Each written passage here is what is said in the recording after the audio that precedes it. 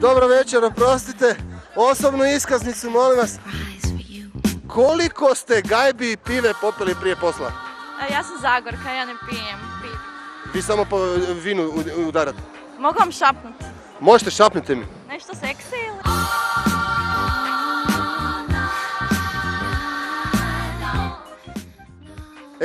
Šapnula mi je nešto seksi. Sad, fora tome da ona nije rekla konkretno ništa, nego samo to, nešto seksi. Koliko demižona ste roknuli prije nek što ste došli na gažu? Ja, nemojte gaz da je to negdje. Kako djevojci stoji mikrofon u ruci? Evo, izvolite. Pa inače da se predstavim cijenjenoj publike i mojim obožavateljima, ja sam Kristina.